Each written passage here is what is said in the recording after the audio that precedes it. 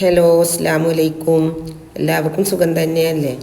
ഞാനിന്ന് ഉണ്ടാക്കാൻ പോകുന്നത് എന്താണെന്ന് അറിയണ്ടേ? കർക്കിടക കഞ്ഞിയാണ്. ഞാനിങ്ങനെയാണ് കർക്കിടക കഞ്ഞി ഉണ്ടാക്കാറ്.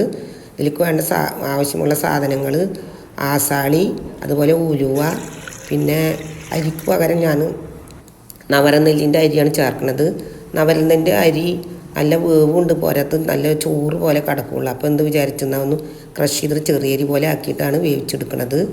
അപ്പോൾ ആദ്യം പിന്നെ ആസാളിയും ഉലുവയും വെള്ളത്തിലിട്ട് വെക്കുക. രാവിലെ വെള്ളത്തിലിട്ടാൽ വൈകുന്നേരം ആകുമ്പോഴത്തേന് കുതിർന്നിട്ടുണ്ടാവും. വൈകുന്നേരത്തല്ലേ കഞ്ഞി കുടിക്കുക. ഉച്ചക്കൊക്കെ ഒരു 4 മണിക്കൊക്കെ അടുപ്പത്തിട്ടാൽ വൈകുന്നേരം ആകുമ്പോഴത്തേന് ആകുമല്ലോ.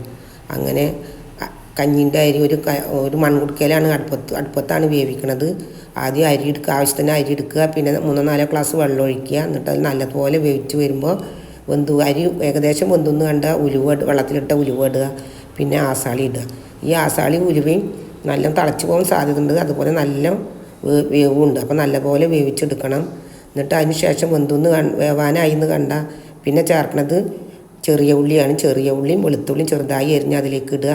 എന്നിട്ട് നല്ലതുപോലെ വേവിച്ചെടുക്കണം. വെന്തെന്ന് കണ്ടിട്ടുണ്ടെങ്കിൽ ഒരു നുള്ള് ആവശ്യത്തിനുള്ള ഉപ്പിടുക. ഉപ്പിട്ടതിന് ശേഷം അതിലേക്ക് പിന്നെ ഞാൻ കർക്കിടക മരുന്ന് പച്ചമരുന്ന് കടയിൽ നിന്നാണ് മേടിച്ചത്, അതാണ് ഞാൻ ഉപയോഗിക്കുന്നത്. അങ്ങനെ ആ കഞ്ഞിമരുന്നാണ് ഏറ്റവും നല്ലത് നമ്മുടെ ശരീരത്തിന്. അപ്പോൾ ഏറ്റവും അധികം കഞ്ഞിമരുന്ന് ഇട്ടാലും കുഴപ്പമില്ല. അങ്ങനെ 2-3-4 ടീസ്പൂൺ കഞ്ഞിമരുന്ന് ഇട്ട് ചൂടുവെള്ളത്തിൽ കലക്കിയിട്ട് അതിലേക്ക് ഒഴിക്കണം. ഇത് നല്ലതുപോലെ വേവിച്ചെടുക്കണം. വെന്തെന്ന് കണ്ടാൽ പിന്നെ ചേർക്കുന്നത് നാളികേര പാലാണ്. ചിലർ നല്ല ജീരകവും നാളികേരമൊക്കെ അരച്ചിട്ട് ഒഴിക്കും, ചെറിയ ഉള്ളിയൊക്കെ ചേർത്ത്. ഞാൻ നാളികേര പാലാണ് ഒഴിക്കുന്നത്. അത് ഒഴിച്ച് നല്ലതുപോലെ വേവിച്ചെടുത്ത് തിളച്ച് വരുമ്പോൾ അതിലേക്ക് പിന്നെ നെയ്യ് ഇട്ടിട്ടാണ് വറുത്തിടുക. നെയ്യ് പറഞ്ഞാൽ ഞാൻ എൻ്റെ വീട്ടിലുണ്ടാക്കിയ നെയ്യാണ്, പശു നെയ്യ്. ആ പശു നെയ്യ് ചെറിയ ഉള്ളിയിൽ വറുത്തിട്ട് അതിലേക്ക് ഇടുക. നല്ല ഭംഗിയാണ് കാണാൻ, നല്ല ടേസ്റ്റുമാണ് കഴിക്കാൻ. പിന്നെ അങ്ങനെ നല്ല തേങ്ങാപ്പാലും ഉള്ളിയൊക്കെ ഇട്ട് നല്ല ഇളക്കിയിട്ട് വാങ്ങി വെക്കുക. പിന്നെ ഞാൻ വെറും കഞ്ഞി കുടിക്കണ്ടേ വിചാരിച്ചിട്ട് എന്ത് ചെയ്തു, കായ ഉണ്ടായിരുന്നു. അപ്പോൾ കായയും കൊണ്ട് ഒരു ഉപ്പേരിയും വെച്ചു.